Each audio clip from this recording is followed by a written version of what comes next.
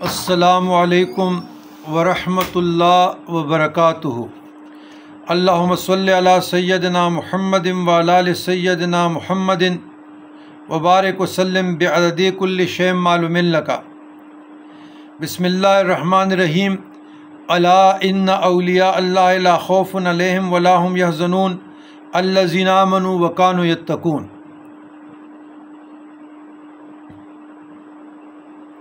معاملات اولیاء و صوفیاء۔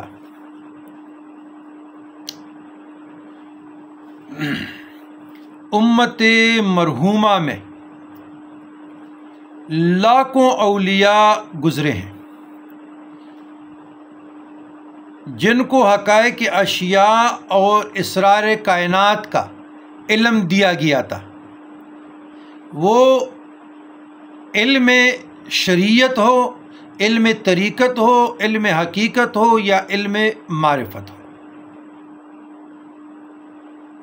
ان برگزیدہ ہستیوں کی خدمات قابل تحسین ہے جنہیں مقام قرب میں جگہ دی گئی۔ اسلام پلانے میں اولیاء اور صوفیاء کی خدمات کو کوئی فراموش نہیں کر سکتا۔ ان برگزیدہ ہستیوں نے علم ظاہر اور باطن کی دولت اس خلوص سے مخلوق خدا کے اندر بانٹی کہ کوئی شخص اللہ سبحانہ و تعالیٰ یعنی اللہ جل عز و جل کے سوا کسی اور کے سامنے سرنگو نہ ہو جائے، سجدریز نہ ہو جائے، سر تسلیم خم نہ کرے۔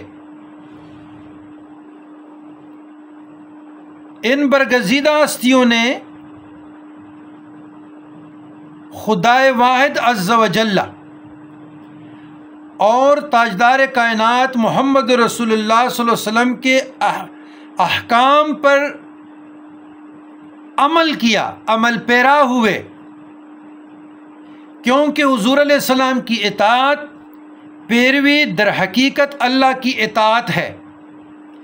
اس لیے یہ برگزیدہ ہستیاں وہ راز پا گئے تھے اور ساتھ اپنے صحابہ کو سرکار دو جہاں صلی اللہ علیہ وسلم کی سنتوں سے مزین کیا، قرآن اور سنت کو اپنایا، اس پہ عمل پیرا ہوئے۔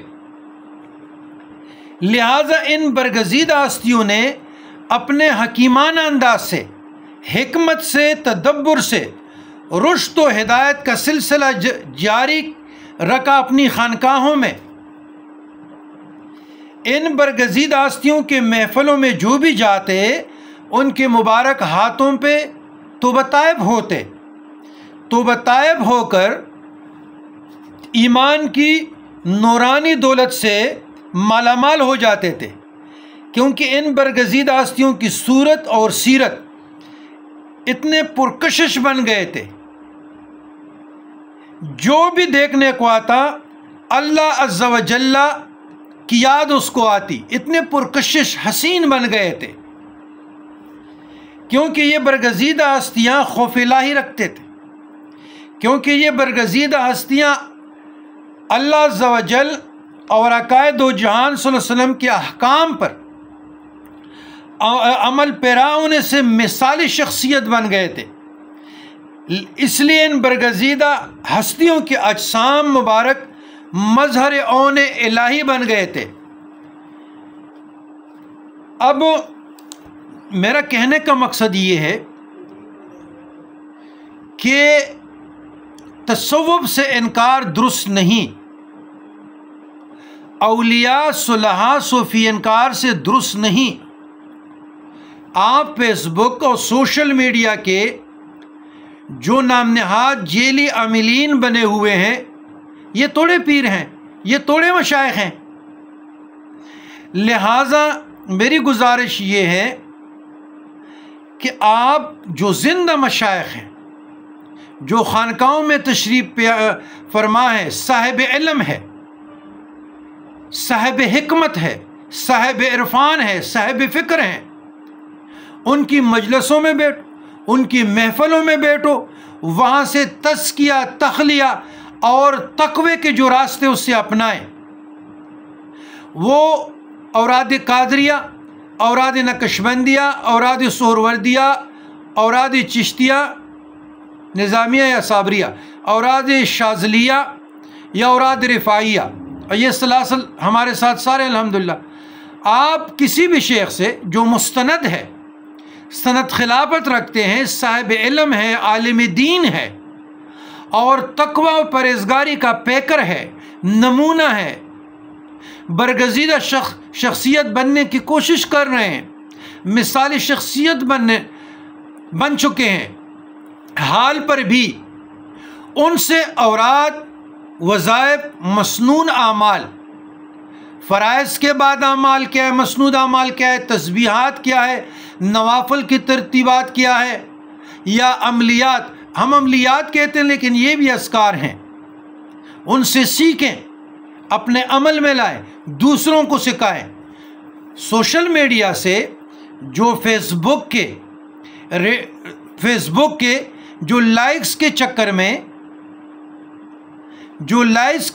میں جو فالوور کے چکر میں پڑے ہیں، اپنے ریٹنگ بڑھانے کے لیے یہ مثالی شخصیت توڑے ہیں، ان کے ساتھ کیا کام؟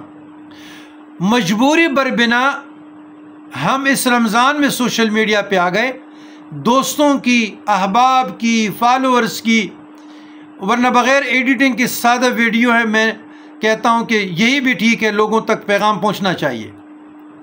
تو بات یہ، اگر آپ لوگ سے گزارش یہ ہے، جو خانقاہی سسٹم ہے، اس سے بڑے بڑے لوگ نکلے ہیں، تو معاملات صوفیاء و اولیاء و صلحاء یہ بہت مضبوط ہوا کرتے ہیں، اس پر انکار درست نہیں ہے۔ اگر کہیں پر آپ کو مثلا داغے کی شکل میں، تعویذ کی شکل میں، یا اور شریعت سے اگینسٹ، جو شریعت سے موافقت نہیں رکھتا، تو ان کو سوشل میڈیا پہ، یہ ہم مردان کے، پشاور کے، چارسدہ کے یوٹیوبرز کو دیکھ رہے ہیں، یہ جیلی پیر پکڑا گیا، یہ پکڑا گیا، وہ پکڑا گیا، اس بیچارے کا علم نہیں ہوتا، وہ وہاں پھنس جاتا ہے۔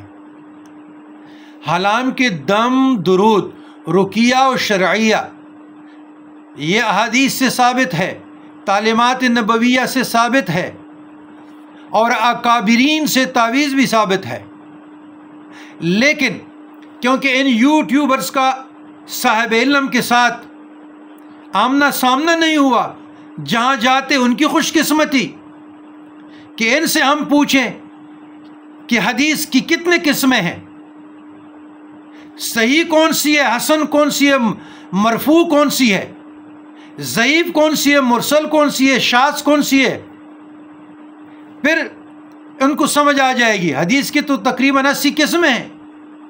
پھر قرآن میں ناسخ اور منسوخ، متشابہات،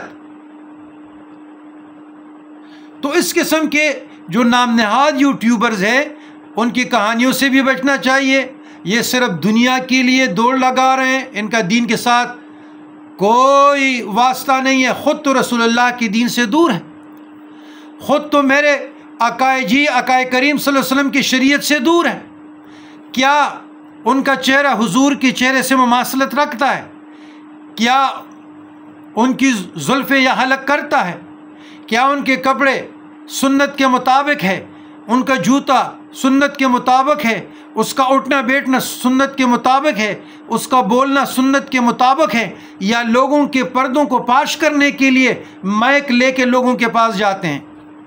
اس لیے میرے ہر ویڈیو پہ، فیس بک میں جائیں، آپ یوٹیوب میں جائیں، انسٹاگرام میں جائیں، میں کوشش کرتا ہوں کہ دم رقیہ و شرعیہ، دم رقیہ شرعیہ للمریض، کافی اذکار ہم نے لکھے ہیں کہ یہ تمام امراض کے لیے، جادو کے لیے، نظر بد کے لیے ہیں، گردے کے دم کے لیے، کینسر کے لیے، ہارٹ کے لیے ہیں، بلڈ پریشر کے لیے ہیں، جنات سے امان کے لیے ہیں، ظالمین سے، فاسقین سے، فاجرین سے، تاکہ ہر ویڈیو پہ لوگوں کی نظر پڑتے رہے اور وہ پڑھتے رہیں، اپنے اعمال میں لائے۔ تو والسلام علی من اتبع الہدی۔